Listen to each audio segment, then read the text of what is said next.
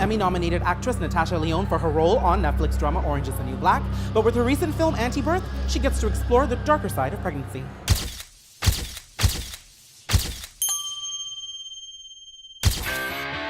I really can't be pregnant. This is not my style.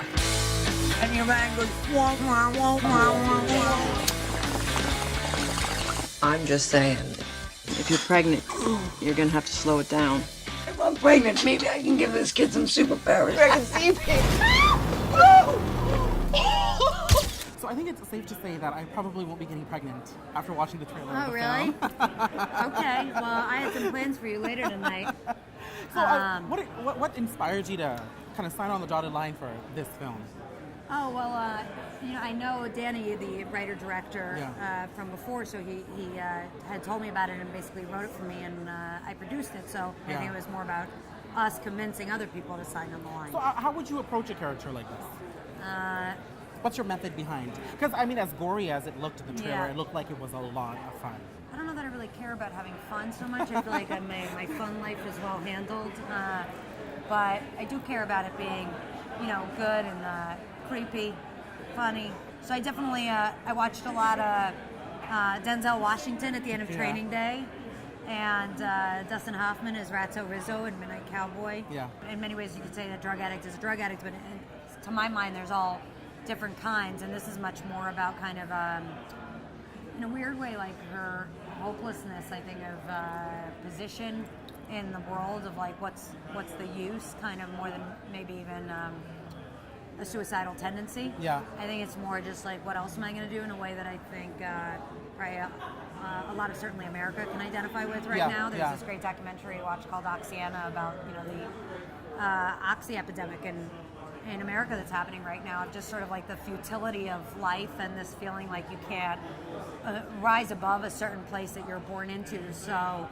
fuck it, I may as well get high anyway type of a thing. And so I think that was like stuff we wanted to convey on Orange or something where it's she's really like a rich girl that got hooked on heroin. So it's kind of like, I think there's different varieties of self-destructive behavior.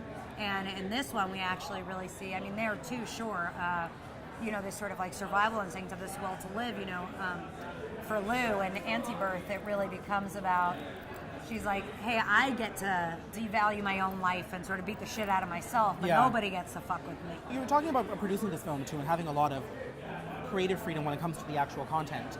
What's that experience for you, being behind the camera, being in front of the camera? I will say it's actually, for me personally, it just feels a lot more organic in a weird way. I think just because I'm 37 and I've been doing this since You're I'm 6 37 years old. Yeah. You look 21, honey. Okay, remember that. But so I think that for me, I've been doing this for 30 years, and so I'm, over the years I've always been just like so curious and asking so many questions about filmmaking, and I'm like so obsessed with movies. They're kind of my life. It's sort of all I really,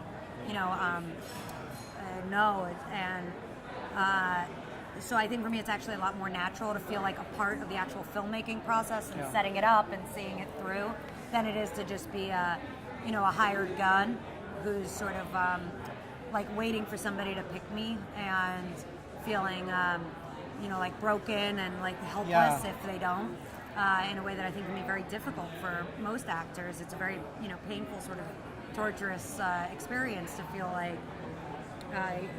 your destiny and your ability to work is in someone else's hands.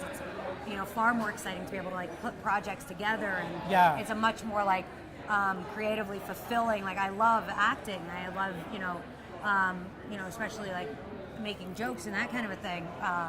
So it's not something I want to end by any means. I really like seeing the whole process through. It's very like satisfying. Such a great pleasure speaking to you, not just a pretty face. Well, we'll see about that. Guess I've just always been a real overachiever.